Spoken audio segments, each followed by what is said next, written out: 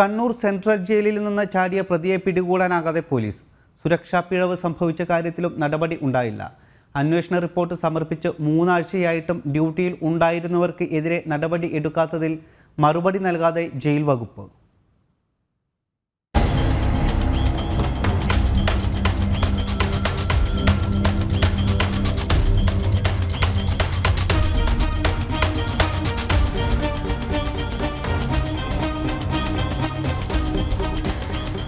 Kannur central ജയിലിൽ നിന്നും പ്രതി ജയിൽ ചാടിയിട്ട് 3 ആഴ്ച പിന്നിട്ടു.